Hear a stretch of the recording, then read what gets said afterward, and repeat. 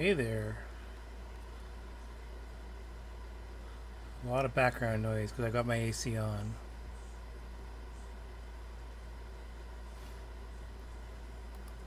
Press 7. Alright, I'm testing it out. Now I'm talking quietly. But now I'm talking loud again. Now I'm talking quietly. To replay this message.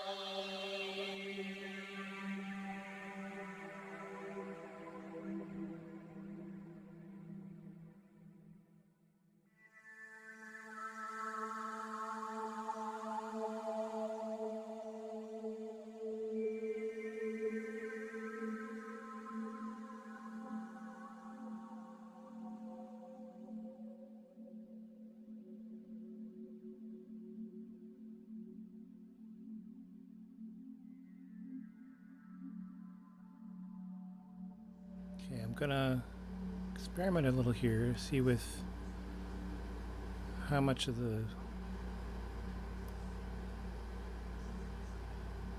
my voice and the background noise.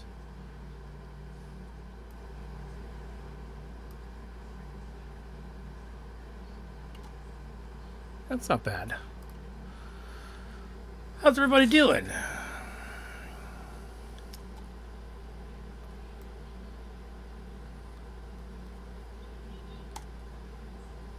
Put the chat over here. So before I... Oh, nope. There we go.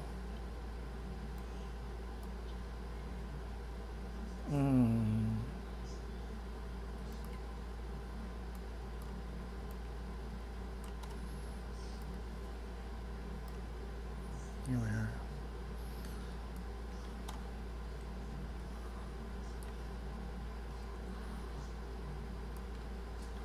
Separate my windows.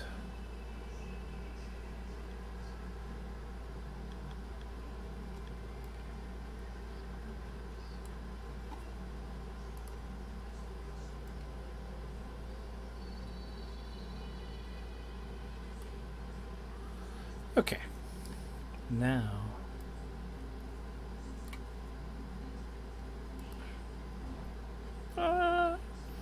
so before I do some drawing, let's have a look-see at where things are at. This is the cover art for Mind Engines.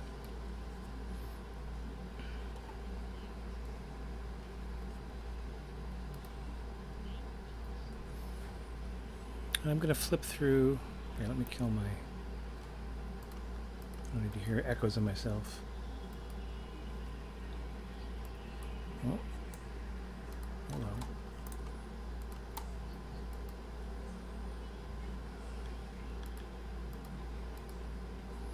What's going on?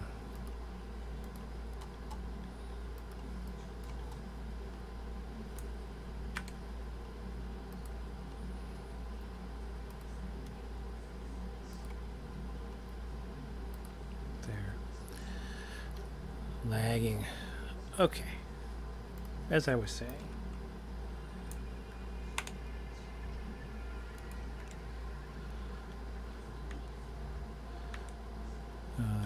That's not what I want. Alright, go back to that. So this is the cover. It's wrap around.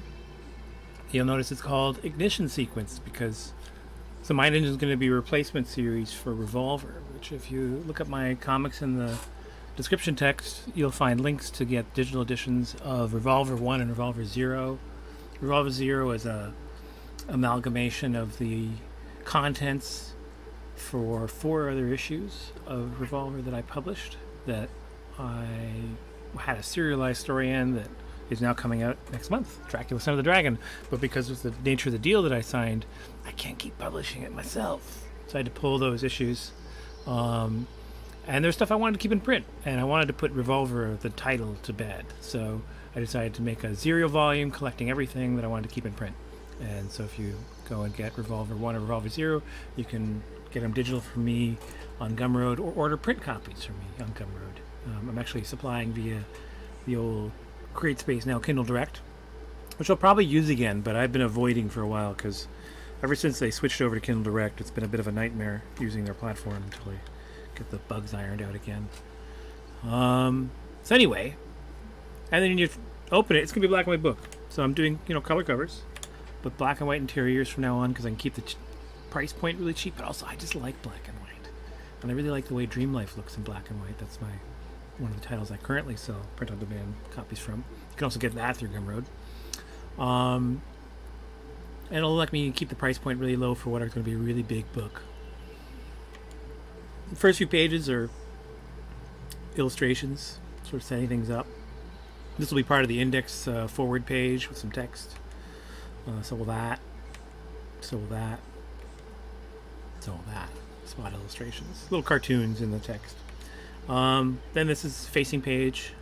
Big one of a couple of comic strips. A couple of satirical cartoons and comic strips in there. This is a Cat Kafka inspired by a Facebook post from a friend of mine, Sherwin Tija. I ended up writing a little poem and then drawing this little cartoon to go with it. And then these are some strips that I did for my comics art course, which I taught art classes and comics classes for 7 years. And that was really great, a growing experience for me. And I could see teaching again sometime in the future.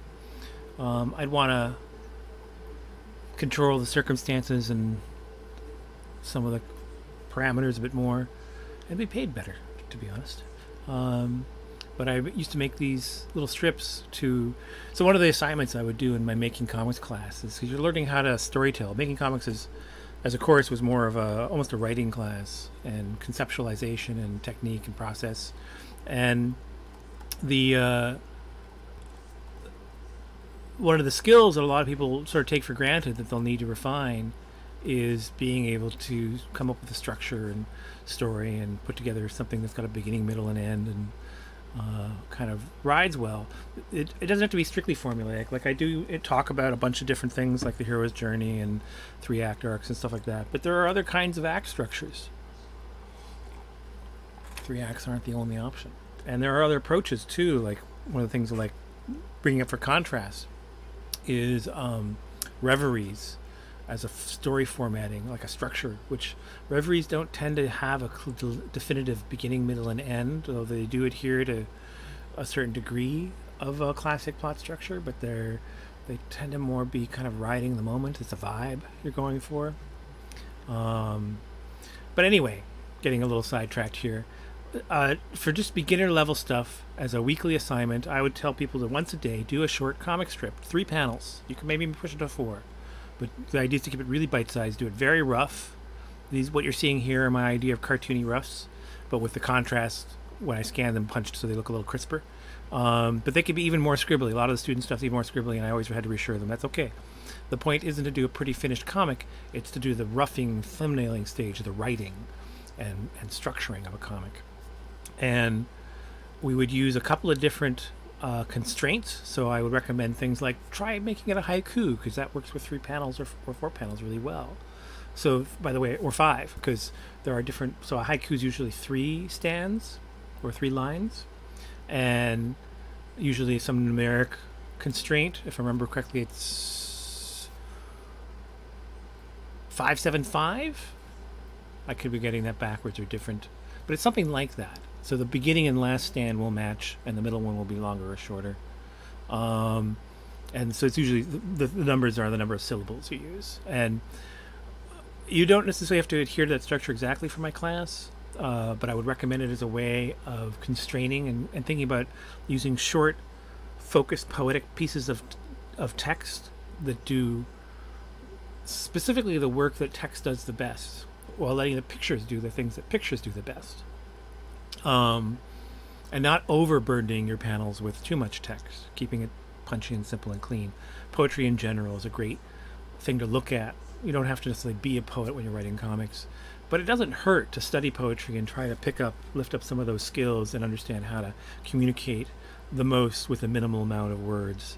And so then you could write a little haiku stand and set up 3 images to go with it and just scribble that out as a thumbnail, and that could be your comic for the day. And if you have the stamina for it, some people find that writing very difficult and they're stressed out by just doing 1, but others are totally get into it and love it. So I say, more is good. If you want to do 5 of these, the great thing about doing just little stick figure-y, scratchy thumbnail roughs is that you're not constraining the time taken to do them. It doesn't take very long. But do think about the layout, the page design. And so what you see here are 3 examples I would use in class to communicate those ideas. So let's zoom in a little bit. And these 3 I would put out as posts. I actually did them during course as my own, like do as I'm doing, not just saying. But they're also built around ideas that we're teaching in those weeks. So wonder if any of my students are getting strips done. They don't have to be super profound, just important to practice composing stories, thinking about flow, rhythm, and writing, the writing, and some kind of arc to the sequence.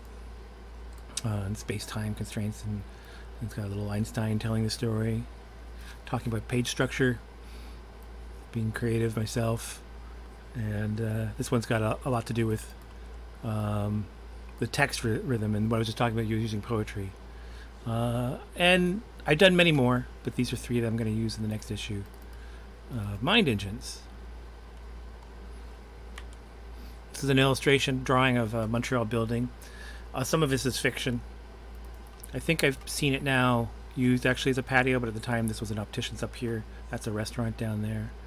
But decades ago, when I first was starting to visit Montreal, it was kind of a funky, cyclist-heavy bar, and I'm drawing kind of a memory, reverie of it. This was actually a comp job, a sample job for an illustration that then got me not only a job doing illustration for the Second Cup, but got me in good with what is now my illustration agent. And then the first story in Mind Engine 1 is this acknowledgements. Montreal. I'm going to butcher pronunciation here. I can't remember how it sounds. This is one of the problems of being aphantasic. I don't have like a mind's ear, so I can't hear words. I'm not going to try to butcher right now. I've practiced it before, and some days I can get it, but right now I can't hear the pronunciation. But that's the Indigenous First Nations name for the island of Montreal. And this is a short story about moving to and living in Montreal and thinking about the advantages I've had in terms of being able to survive as an artist, finding an economic niche for myself, and community or lack of community, as we're talking about here with this isolated image. Just life, growing old. This is my apartment. I am currently sitting in this room, right there. I spend all my time in that room. At my desk. That's actually. Can I get in closer? I think I can. Let's see. Oh no, it's maximum zoomed. Okay, that's me sitting at the desk. And that's the end of the story as it stands now. But excuse me, I'm going to probably end up. I feel like I'm going to end up add a page or two to it, because since this is done, first of all, the pandemic, which I'm referencing here, and my last course teaching in person has happened. So this was during the pandemic, but it had just started. At that point. It was just getting underway. And then this is talking about, like, that's a long house, and I talk about acknowledgements. So everything from Canada for grants, my landlord for the cheap rent. I mean, it's not like he's doing me exactly a personal favor, but I do have a halfway decent landlord. They don't spike the rent illegally, so I'm able to keep living here. And then also talking here about, the land stolen that we live on. And, my immigrants' parents weren't necessarily directly responsible for that, but we enjoy privilege and opportunity benefiting from it.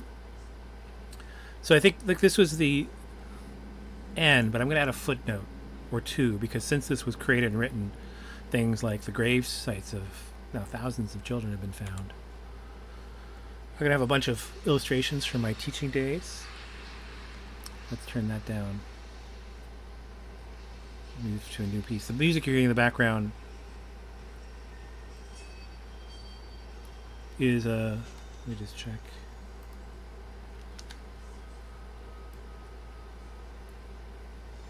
Yeah, that's better. These are audio files and things that I've made myself or I've had sitting around that friends made.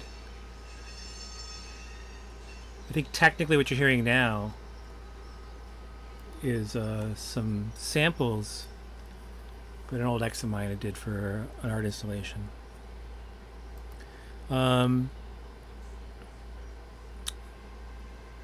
This is some of my own music coming up. So yeah, these are illustrations from my days teaching dynamic drawing, and we would draw models while performing, in this case musicians.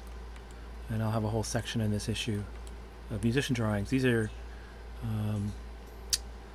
Michelle Thompson is a musician whose work I quite adore. For some years now, since I saw her, I don't know, oh wow, like a decade and a half ago at the old pharmacy, not the pharmacy, what was it called? We used to call it the pharmacy. I think it had pharma something in its name because it wasn't an old pharmacy, but it was a bar cafe. But I had her as a model in the class a number of times. This is, another model. I don't have names in front of me. And between my aphantasia and my anomia, names are a real Achilles heel. Let me just quickly look up because I know she's a friend of mine. Both of these women are friends of mine on Facebook.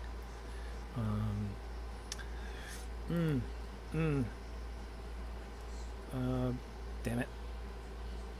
Oh, wait, there. Yeah. It's in the bottom, isn't it? Yes, Sarah. Let's get a clear look. Sarah Judith. I'm going to have to get a refresher from her sometime in the near future how to pronounce her last name. Kawiri? I don't know if I pronounced the last. Kayiri. Should check her out. Plays great music. She's kind of breaking out a bit. My impression anyway. We're friends on Facebook, and I see her stuff in the feeds, and she's been very active. She's making a dent. Oh, this looks interesting. Okay, just saw she posted something new.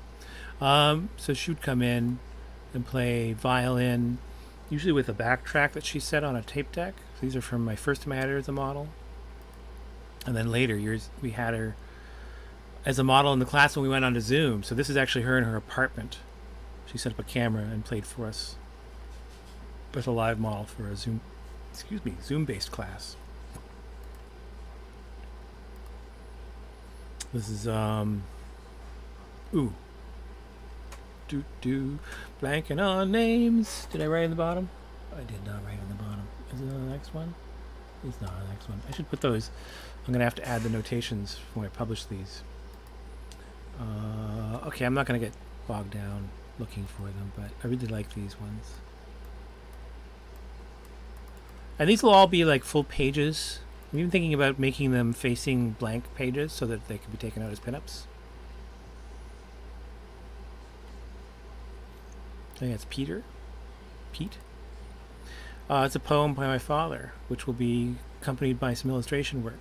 And these are, I'm going to have a section of photos taken by my father. He was a photographer. These are in his kitchen. This is back in the 70s. That was his girlfriend at the time. His last girlfriend. Kind of one of my stepmothers, basically. Sarah Power. There's Sarah with upstairs neighbor. I forget this guy's name, but he was around a fair bit. Him too. Him three. And some more poetry. That one also, of course, I picked because it's going with all those photographs in the kitchen. This would have been written on the typewriter in that kitchen, on that table. The kitchen table last night. Resisted my thought, would not permit my sight. Ringed with pain to settle, reached inside, the lowering water buffalo lolling midst the feces and as the Ganges, weary body oozes, mud-stained, blood-stained, to the sea. It's an interesting one, and then goes with those photos of people around the kitchen table. And that's me and my father, and my grandmother and her second husband, and my mother and me with a cat, and me, small kid. And this is the first page of A Bastard's Tale. So that's what I'm working on right now. That's why we're showing you this. This is everything done so far. I've got 12 or 13 pages. I forget now exactly. Finished. in this installment. And I thought that was going to be it. But this is this personal stuff, childhood memoir stuff, is tricky. You're kind of messing around, and I've reshuffled it and tweaked it as I go quite a bit. And then when I finished these pages, I sat down and rewrote I just had bullet points for a script. There was no script to speak of, just the plot points that I wanted to cover and small bits of phrases of text that came to mind that I might use as text, but were meant mainly to evoke in me what I wanted to do with the panels. But now that I had done the panels, I was going back and looking for the words, the poetry. I definitely write this particular story in a poetic style, which, for reasons, my father was a poet. As I just mentioned, I'm really interested in poetry as a constraint for storytelling, and it's a good way to refine your writing. This page is pretty involved. I was going to have a squirrel on one of these branches, but I decided it was too much. Too much. Whoops. I think I skipped. Nope, that's right. So, at one point this was the last page, but then I reshuffled things. No, it's just the middle of the story. This is a storefront. My mother ran a business with her best friend Susie. And Susie's husband Pepe got involved later on, making sandals and leather goods. It's me with my dog standing out front. Growing up against a market, seeing the daily life of the market.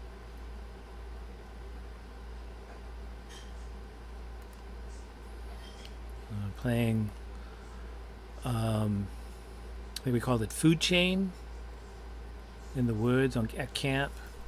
I'm collecting acorns to play knockers with.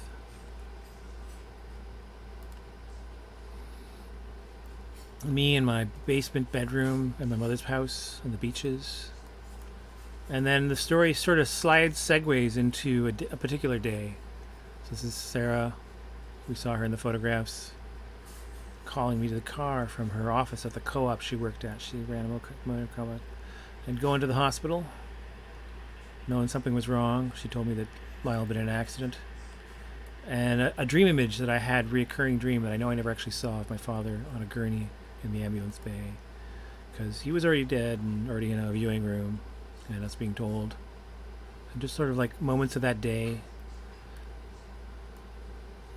as I remember them vaguely. I remember things narratively, not visually, which, I mean, it's ironic given this visual medium I'm working in, but I'm having to re-visualize them using either reference or restructuring them from information in the narrative that I held on to, or in the case of some of the events that are going to happen here, this part I'm very sure about happened, but then what happens next, which is what I'm drawing at the moment, this is now currently the last page I have done for this story, is a story that I remember happening, but I can't be sure because I have no personal memory of happening. What I remember are my mother was just asking me this in an email. I remember the story being told to me over and over and over again by different people, different versions of the story. My grandmother Libby told one version of the story that was very embarrassing, frankly.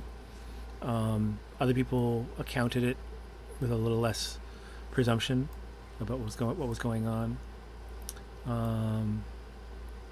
Hello. Someone is clawing the back of my chair trying to get my attention. So yeah. I'm going to go work on some of that, but let's look at more of what's going to be in Mind Engine. So after this story, which is going to be another 5 or so pages long, we'll end with this poem for my father. Summer light slowly reddens around me. The drifting hills have stopped here for a taste, moonlit wine, and cheese buns in the evening sweetness that I feel in this old place. Didn't make it to his book, and I can see why it's sort of an idiosyncratic one, but I found it in his paperwork, so I really like it. And this is another one which I will illustrate. I think I'm going to illustrate both of them. I've crossed the shining face of my ambition with a frown of perfect anger, clothed in pain. It would actually be clothed in pain, wouldn't it? I say clothed a lot. For the cross that I have borne since I was able, of the practical, the actual, the sane. But imagination is my only opening, rolls the stone aside when mortal strength is gone, And the message that I see here is the answer in the dark where living heart is never wrong. So if you need me, I'll be flying through tomorrow. If you want me here, you'll have to sing a song of the kind that we haven't heard in ages and tell me how, for once, that I am not wrong. I wonder about some of these too. I hear moments that remind me of lyrics, so I wouldn't be surprised if it was inspired by. But I also don't have a lot of documentation, and I wonder occasionally if some of these are notations. If he typed it, I'm pretty sure it's one of his that he did a final draft of. And the typed ones are definitely final drafts. There are different typed ones and handwritten ones, which I sometimes wonder about. And like this one, and Intoxication, J. Warmer, 1977.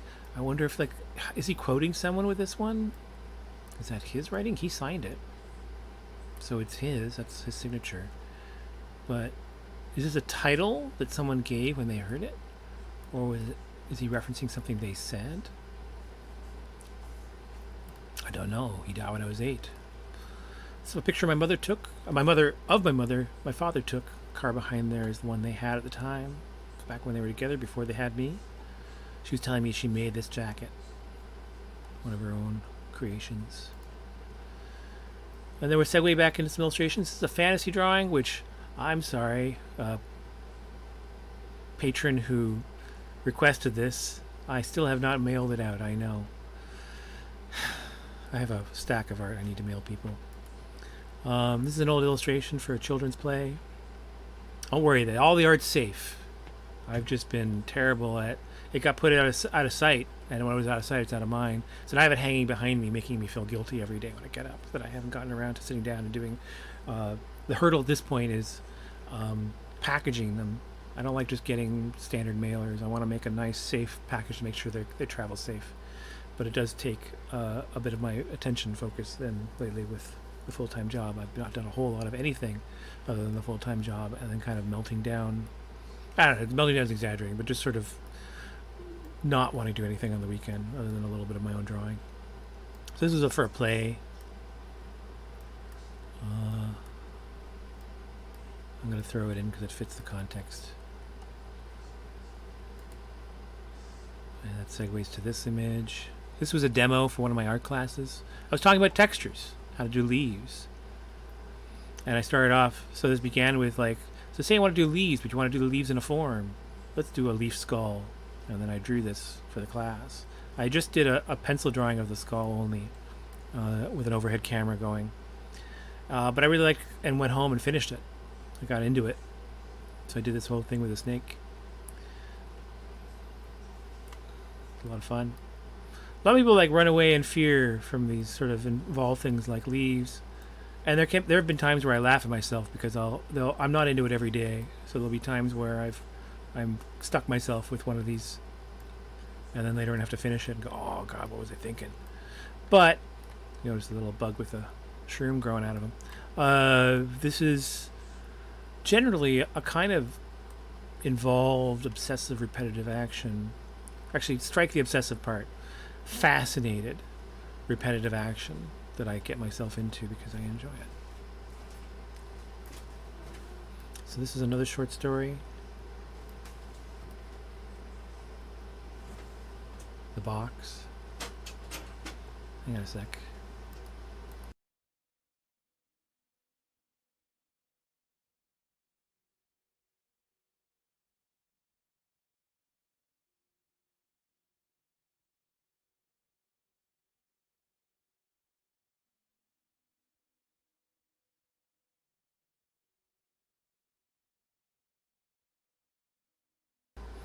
I just had a question from the wife. Alright. So this is a fantasy story that I'm working on. First chunk of it. I think I'm going to add a few more pages. I think I'm going to add another chapter. This is the first chapter. It's called The Box, by the way. That's what that title is. It's a stylized. The thing looks like a 3 is a box with a B without the back for box. That's going to be like when you see writing in this world. It's going to be essentially English, but with some alterations. Because I want to make a script that's readable but not familiar. I had a lot of fun with this one, and I'm doing it mainly in black and white with just little hints of gray here and there, but only gray line work. Very crisp, so tailored for the black and white presentation. This is some concept art and sketchbooky stuff thrown together. I'm gonna have a couple pages like this of sketchbook pages. Ideas. These are creature designs. Slit scan is a thing out of William Gibson's books, which I would have quoted here, but that's copyright infringement. So this is going to get blown up and over here in this corner. It's a glyph that I made for a story idea, but I need to make it bigger and have its own space. But these are different concepts of what slit scan would look like. The first two are the obvious ones. It's sort of a very literal interpretation of what the text in is it Adiro? It's one of those, that series. And these two are like, well, once you've done the obvious, this was a lesson in the art class, once you exercise the obvious ideas, that's a good time to start playing with the non-obvious ideas. So I moved away from the anthropomorphized notion, and the only thing that I kept in mind is that these things are supposed to be the size of a hippo. But otherwise, they're different forms, a jellyfishy one and a brittle star kind of based version. And that segues into a science fiction story. This is a one-off. Half of it's here, half of it, well, the other half will be here in pencils, but half of it's finished. And this is I'm doing a lot of stuff all digitally now, but this was one of the first things that I did all digital, to experiment with drawing a comic from scratch digitally. And take this one also, I wanted a kind of a manga-like feel, so I exploited the Zipatone built into Clip Studio quite a bit. So all of these gray tones, they're all tone sheet based. You can see a bit of the moire pattern happening when it's off scale with the resolution of the screen. That shouldn't be there when it's in print. If you get that in print, it means that you resized your dot screen between when it was laid down and the final version. And so what's happening is it didn't quite evenly adjust, and you get these moire effects. These moire effects here, it's a pattern overlap of using two patterns on each other. That's a little different. I've got a cameo, that's me.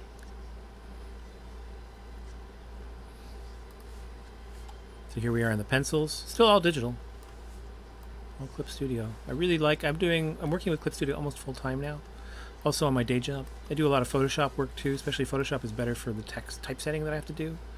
But it's not, I like the drawing tools in Clip Studio much better. They're much crisper, but the drafting tools are really handy for structural things.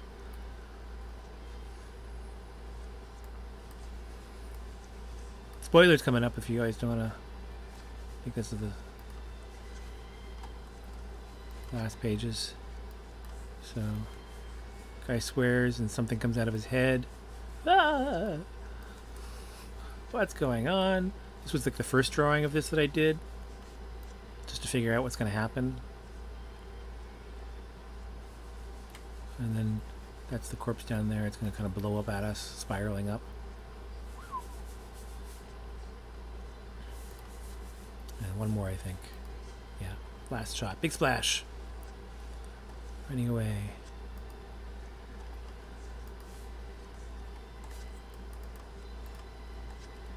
Oops. Hello. Why won't you go back to view mode? Not letting me progress to the next frame. Next page. Okay, there we go. So, New Armageddon Blues. This is a long time percolating science fiction story that I've been working on. It's kind of complicated. It's one of those things that I started drawing because I finally want to do this, but what am I getting myself into? Because the layers, it'll make a bit of a multi-book epic when it's finished. What we're seeing here is not actually the story. People are watching a movie. I've kind of altered it because I want to directly infringe on the movie's copyright, but it's an obvious reference to a film. This is one of our main characters. It's pretty much the main character right here, Henry. They're Spoilers. This is Joseph, who we meet as a janitor. His life's going to change, and he's going to become somebody else. Notice this thing on his shoulder here. His arm. And he puts on these rig with his data cube. Excuse me. And reality alters. And then we have Joseph again. It's somewhere else, in a different reality. Kind of magical, steampunky, escapist world.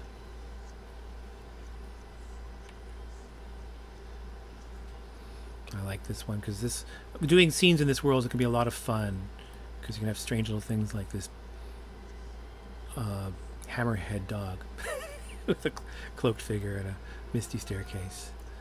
Why? Because I felt like it. Damn it. There are other reasons, but the florist will become a major character.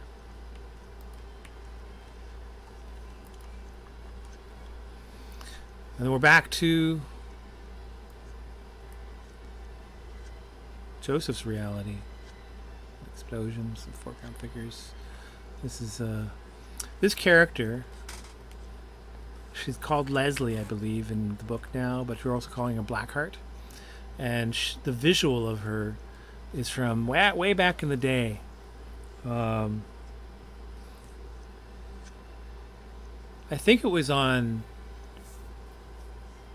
It wasn't the Warris Ellen forums. That was too early. I don't think it was the engine. It might have been the engine, but I think it was actually on Warren's last message forum. Yes, Oscar, I'm doing things.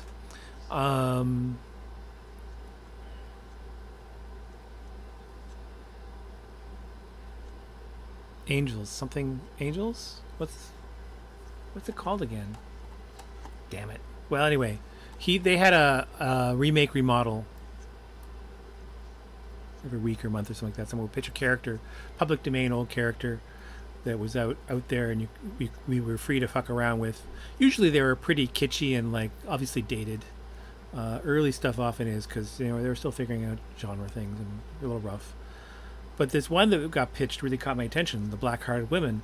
The original concept execution was but the idea was interesting. It really appealed to me, and I did this drawing of a woman with a black heart tattoo on her forehead.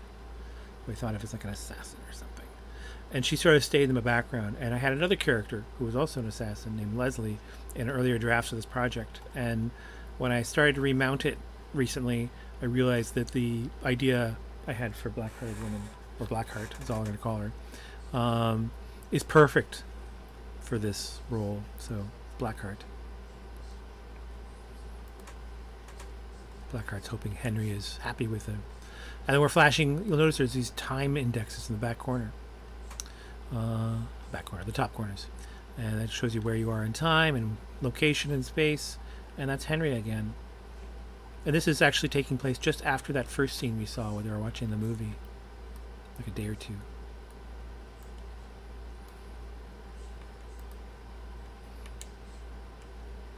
I'll probably be revising and rewriting some of this text, but this is first draft lettering. This face is a bit off. I'm probably going to go back and fix it, but I don't want to overwork this stuff. There's a couple pages in this chunk done so far that I do want to revisit, though.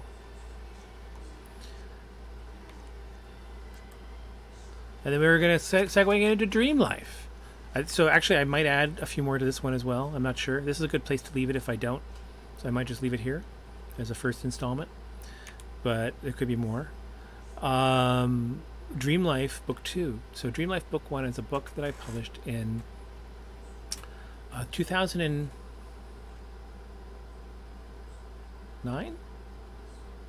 I want to say 2009. I think it's 2009.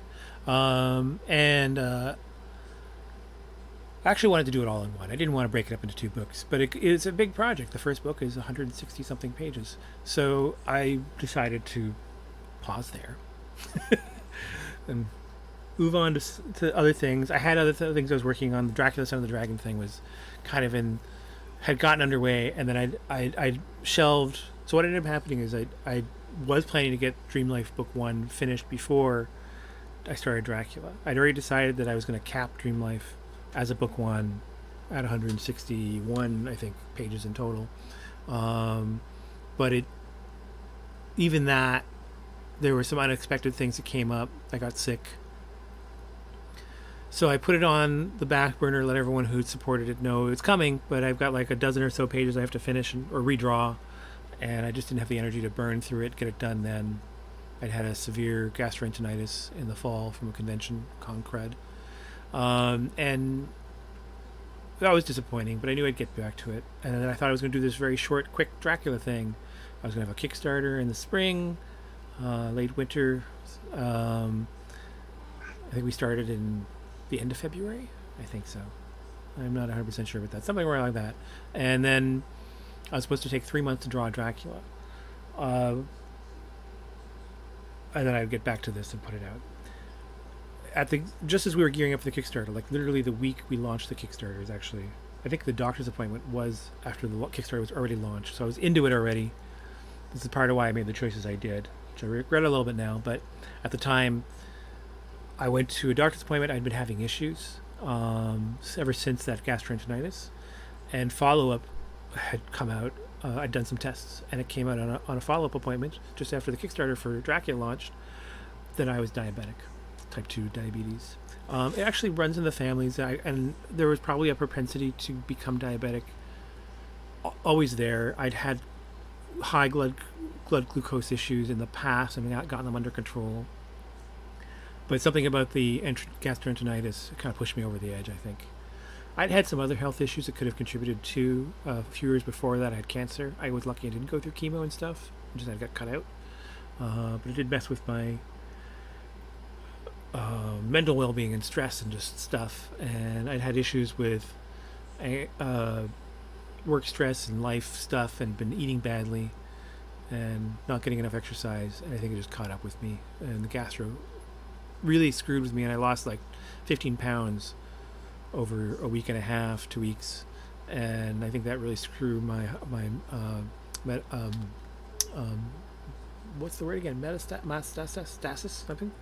My metabolism got fucked up, and so I had to do stuff to change that. But I figured, I'll figure this out. I'll do this. I'll manage this, and went ahead and finished the Kickstarter for Dracula, and then, well, that didn't go as planned, to put it mildly. That got interrupted with just having to change my lifestyle and stuff. I didn't have, they don't put the hours in that I used to, which was kind of obvious now that I think about it, but at the time didn't immediately come to mind. So I ended up not finishing Dracula in the 3 months that I was planning on, and having to prep for teaching my first courses, because that's back when that started, 8 or 9 years ago. So I had to keep working on Dracula, but I couldn't have as much time and energy to spare for it.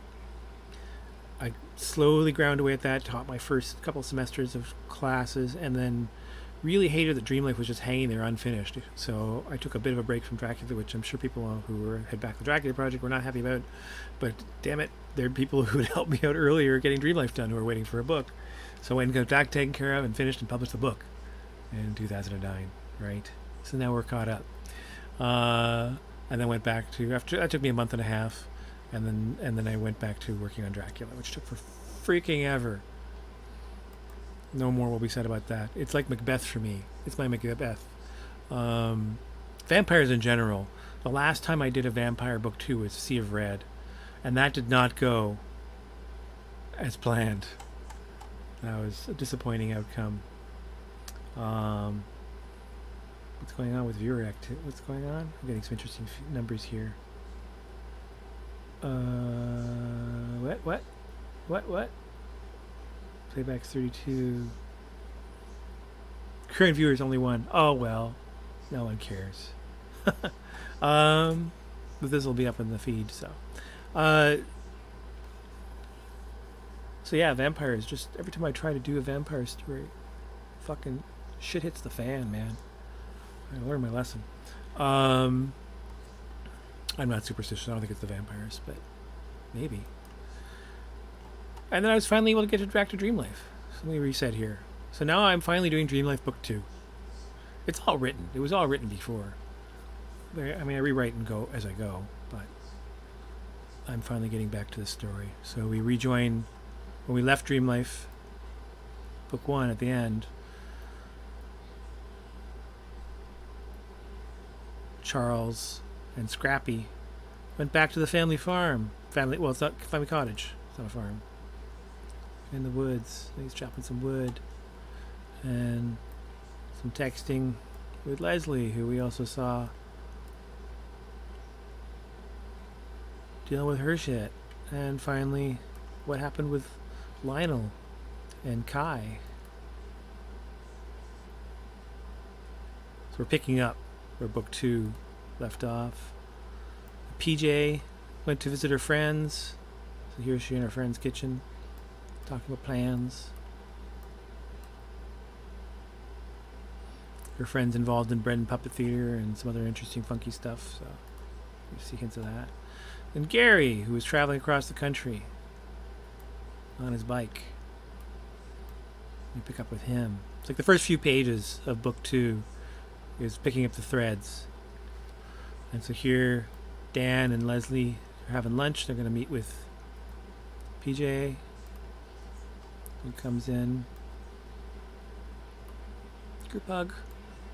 This is Sneaky D's. Some of you will know Sneaky D's from Scott Pilgrim, which is fair. You know, it's fine. No haters. I always forget his name. Damn it! I always think Scott Pilgrim when I want to say is Brian Lee O'Malley. There we go. Brian Lee O'Malley, whose name in my head is interchangeable with Scott Pilgrim. It doesn't help that when I met Brian Lee O'Malley, let's put it this way: he did not go out of his way to make a great first impression. I'm a bit older than him. I think about a decade older than him. Let's see. What do I have to say? Brian Lee O'Malley. There we go. Whoops. Hey. Wow. Whoa. There we go. Anyway. 79. Oh yeah. Almost exactly a decade. Well, 9 years. So we have a lot of common acquaintances back in Toronto. I grew up in Toronto. And so it's not surprising that he was a regular Sneaky D's a decade later. But before that, I was a regular Sneaky D's, me and my punk friends. So it's sort of well entrenched, including one of my old acquaintances, Fiona Smythe, who did all this great sign work, which I had a lot of pleasure recreating for this scene. And then she did the interior design, the painting. And then you'll see, back it up. Is it in the shot? It's eventually in the scene. So here we go. Here's a page that's just inked, but no tones added yet. Don't have it in any of these shots? It's going to be in one of them eventually. How much I know. Huh. Not yet. I think after she tells her story. So they're meeting up for lunch there. There's a set of bullhorns hanging over this set of booths that I actually brought in. I found them in the trash and brought to the owners. Memories. So they're hanging out, catching up. PJ's been away for a while. He's uncomfortable telling a story. And we segue into PJ's story. This page has had tones done. Very happy with this page. Funky van. School bus, based on some I'd seen online. Going to a festival, kind of like Burning Man. That's definitely a visual straight out of Burning Man. Gets on a thing to go to travel somewhere else. Tones aren't done here. That page is about half finished. And then this was all this thumbnails for another, I think it's like 48 or something. My thumbnail layouts. You can see I use a dot grid. It makes it easy to lay them out. Each dot is half an inch. And that's going to be the next installment of Dream Life. It's not the whole book 2, but it's going to be a big bite of it. So this is 39 pages. I feel like that's off though. I think the page count has changed. 1, 2, 3, 4, 5, 6, 7, 8, 9, 10, 11.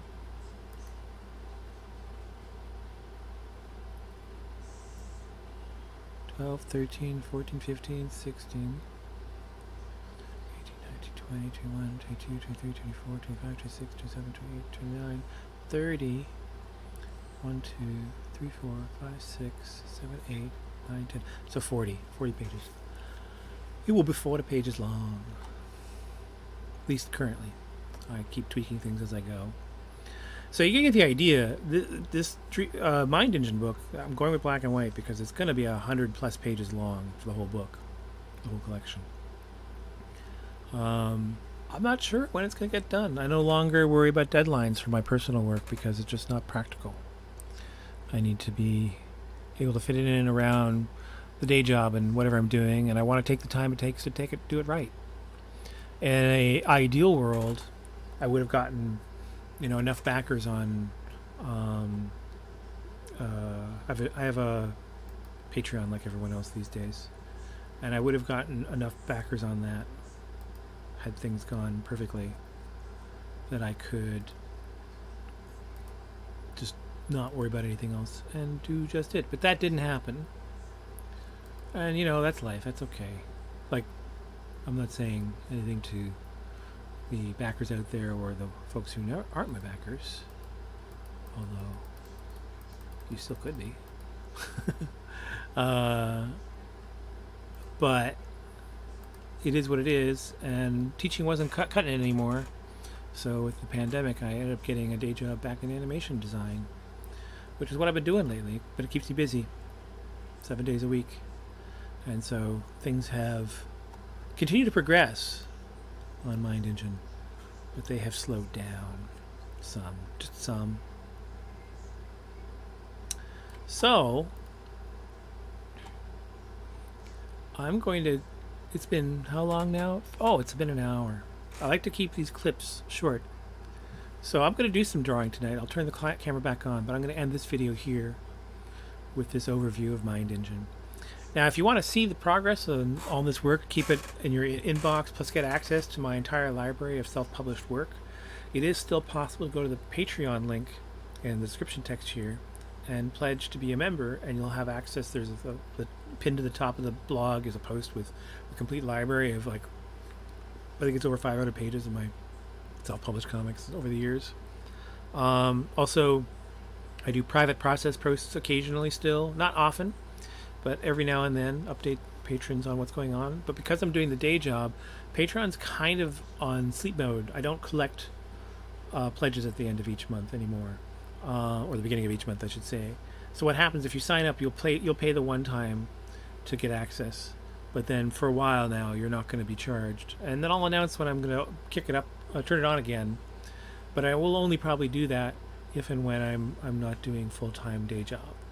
Because I did feel like it was appropriate to keep running Patreon when I wasn't able to update frequently anymore. But I don't want to shut it down because I have an old account and I would lose my current, like, I pay less, a smaller cut. I have is it like a first, it's some sort of grandfathered account from early on when Patreon started. I've been on it for a long time now. It's a little trippy to look at it and see that it's actually something that I did for, it's in the tens now, teens, number of years. And it's been good. I was able to pay bills for a little while with it. And it's subsidized. I back a fair number of people on Patreon, and for a long time it didn't come out of pocket. It was basically subsidized by my own backers. Like, the way it worked is Patreon would take the money that I owed other people out of the kitty first before sending me money. So it literally did get subsidized by my patrons, which is cool. I still was able to get enough for a long time there to essentially pay all of my essential bills, so like the hydro and the phone bill and stuff like that. But it never got enough that it would pay, like, my rent and the food and everything. It'd be lovely if it did one day, but it is what it is. And for now, it's sort of on pause. But you could sign up, pay the one time to get in, get access to all the things. If you sign up for $10 to get a portrait, I think it's $10. Eventually, I'll get around to doing a sketch portrait for you, but I'm not promising those like anytime right now. But it might be like if you want to pitch a bit more in my direction as a way to sign up and get access to the library, that's an option. Or you could go with the $2 option. And yeah, you'll get updates on what's going on with Mind Engine. You could also just, if you haven't already, subscribe and hit the bell for this YouTube channel, and then you'll see the next latest thing that I do. So yeah, that's it for now. Have a good evening. If you stick around, I'll be back live in a bit to work on my own stuff, work on some more of Bastard's Tale. And until then, be well.